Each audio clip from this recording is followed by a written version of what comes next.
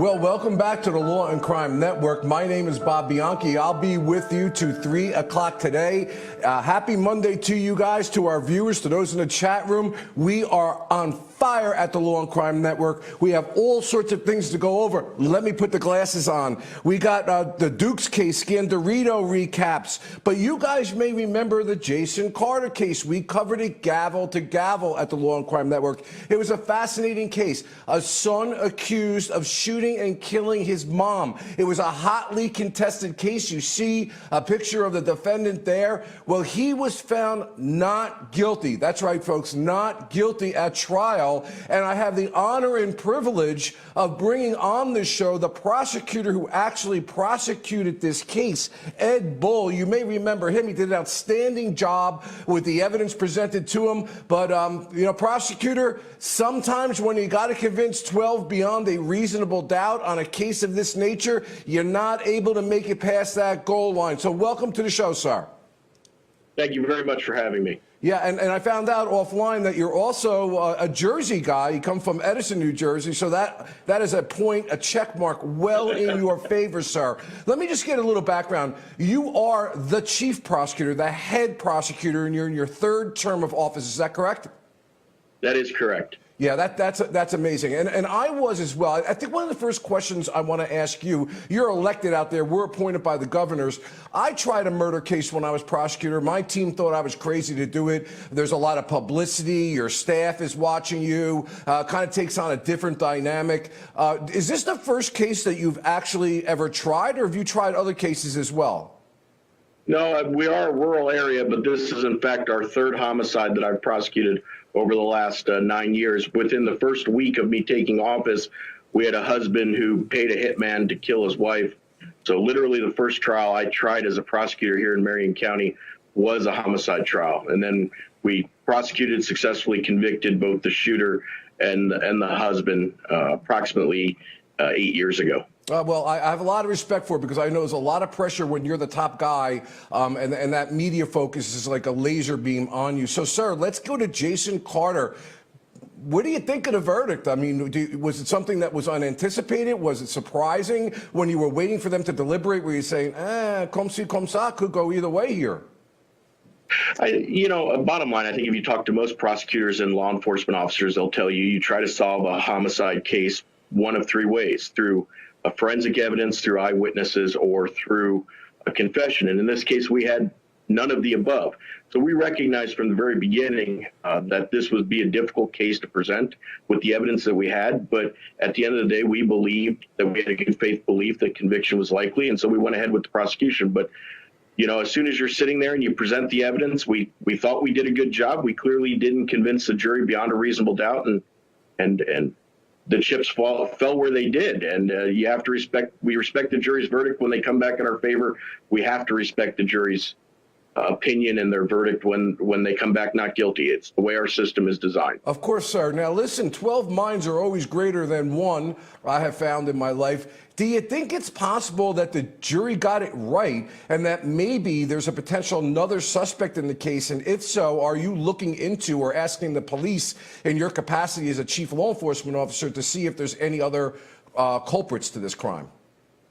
I wouldn't have signed my name to the trial information and brought this case if I did not believe Jason Carter was responsible. With that being said, law enforcement will always continue to investigate as we get leads that are supported by the evidence. And ultimately, that's what this case came down to, was we had, in my opinion, a number of adverse rulings that allowed the defense to get into some things that we didn't believe were appropriate and we thought were persuasive to the jury. We'll have to have an opportunity once this jury panel is dismissed from their term of service.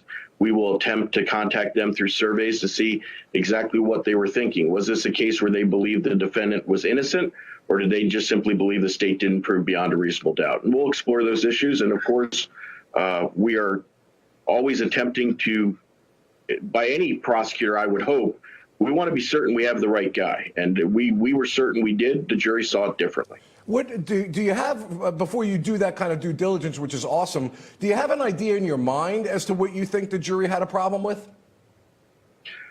I think ultimately the forensic pathologist's testimony, I think we're all familiar with the doctor. He does an outstanding job as a witness. He did in this case as well. I think that the time frame issue was problematic. At the end of the day, I was amazed by the fact that when the jury came back into the jury room, half a dozen of our jurors were crying. I'd like to gain some more insight as to what that meant to them, whether or not it's just the emotion of this entire type of case, or whether or not they believe Jason Carter was innocent, or whether or not they believed I simply failed to meet my burden. Prosecutor, I'm curious, have you had an opportunity to speak to the husband, Bill Carter, and the family and their reaction to this?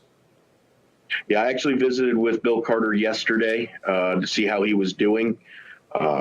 Expressed my condolences as a result to the verdict, but we were clear with Mr. Carter from the very beginning that we believed that this would be a difficult case. We now live in a world of CSI and other type of shows where jurors want to be firmly convinced. And I think that's appropriate under our current standard of our reasonable doubt instruction here in Iowa. But it's always difficult to go back to a victim and say, hey, I'm sorry, we didn't get the job done.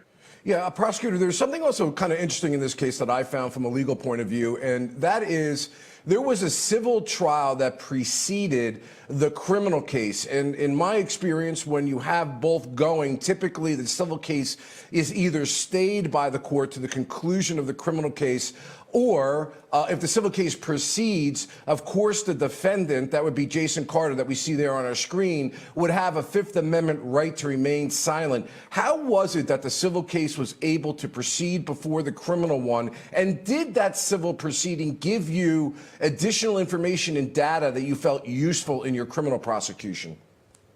Well, it truly, Bob, was a double-edged sword. The reality was, yes, it afforded us, if Mr. Carter chose to participate and not take his right to the Fifth Amendment, it did allow us to gather additional statements from him that we did, in fact, use during the criminal trial. At the same time, though, it also put all of the state's witnesses under oath as well, including Mr. Carter and his family and law enforcement to some extent. And that then allowed them to have potential evidence for the purpose of impeachment that otherwise may not have existed. So in this case, we looked at it from a standpoint that if Mr. Carter, that being Bill Carter, wanted to go ahead with his civil case, we were not going to stop him. We advised him in advance that we did not think that was the right direction to go, but that was his choice. At the same time, our investigation did not stop. One of the things that we presented in this case, and I'm not certain whether or not your viewers had the opportunity to see it, was some expert witnesses as it related to both crime scene staging as well as where Jason Carter's handset was immediately after the homicide. We believe the homicide took place. And what was fascinating to us was that Mr. Carter always maintained that he never left the residence of 132 Perry Street. However, our expert witness indicated, based on his cell phone tower information, he in fact traveled to the north and the east of the property, which we believed coincided with him getting rid of the gloves, the spent shell casing, whether or not it was one or two, or the weapon. And so the result of that was we thought that was fairly persuasive. And that was evidence that we continued to work through with U.S. Cellular and with our expert during the time in which the civil case was going on. Prosecutor, I got a limited amount of time, but I'm glad to hear that you were trying to dissuade the Carter family from necessarily going forward in the civil case. I presume that's because state's witnesses would be subject to examination and that could hurt you in the criminal case. But the reason I bring this up is because during the course of the trial, and I got to get this because our viewers were fascinated, there's a lot of chat going on about evidence that was developed during the course of the trial. And I'm speaking about 100 pages of police reports, I believe it was. There was an issue, and you can correct me if I'm wrong, that there was a police officer that violated a sequestration order. There were some deleted emails, and that there was an indication that there was an intent to arrest prior to the civil case. So this discovery violation issue that the judge found, did the jury know that? Were they advised of that? Well, I want to take a step back because I think it's important to keep in mind that we have a vastly different opinion than the defense did on this issue. One of the byproducts of all of the media attention that resulted as a result of this case, whether or not it was the civil case or the fact that we were moved out of our jurisdiction, was that we had tremendous media attention. That media attention developed additional leads being called into law enforcement. Additionally, discovery in this case was not completed until about a week and a half before the trial were to begin. The defense listed, I think, in excess of 100 witnesses they intended to call at trial. We deposed those individuals. Those individuals then, in some cases, provided us new information that they had never told law enforcement before. The result of that was we chose to continue to investigate this case. I asked my detectives to continue to run down every one of those leads. So there is some truth to the fact that there was new information that was provided to law or to the defense, but it was information that had been generated in the previous 3 to 4 weeks. So I think any argument to say that there was a discovery violation, no, just the opposite. We continued to investigate this case, and we continued to provide the defense the reports that we had, regardless if they were exculpatory or not. We simply gave them access, unfettered access to our entire file. In addition to that, about 10 days before the trial, the defense asked for the very first time, to the best of my knowledge, all emails that had been sent by law enforcement in this case. Well, that took some time to have the state's IT people review in excess of 50,000 emails and then redact potentially confidential information and law enforcement data related to individuals. We also turned all of that over as well. Did the judge, I'm sorry, prosecutor, did the judge indicate that there was a Brady, that's referring to Brady versus Maryland violation? And the second part of my question is, are you saying that those 100 pages of emails and the discovery that was the subject of this Brady argument was only of recent origin? It wasn't a long period of time, but did the judge find a Brady violation? Judge did not find a Brady violation. The defense repeatedly attempted to move to dismiss this case. The court chose not to do that, took it under advisement, was going to wait until the conclusion of the case, but there was no Brady violation found in this case. Okay, so then my last question on this piece was the jury ever apprised of this kind of argument that was going on? The reason I bring it up is, listen, even though prosecutors are charged of being in possession of all the reports, even if they don't necessarily have them in their possession, at least that's the law in most states, sometimes something gets past the goal line by accident. Sometimes, unfortunately, it's done on purpose. I have seen judges, though, that will instruct the jury that that violation, that discovery violation, nevertheless has occurred. Did that occur here? It did not. The only, I would say, adverse ruling that the defense got as way of a jury instruction was a spoliation instruction as related to some fly eggs that were located in Mrs. Carter's nose at the time of autopsy. The Iowa State Medical Examiner did not, at the time in 2015, routinely collect those eggs, and as a result, that was the only adverse instruction. Now, I would also note there was also a delay in this case during jury selection because the defense also, at the 11th hour, listed additional expert witnesses. So we asked for, and were also granted at that time, permission to depose those witnesses. And so that's what we did in this case at the very end.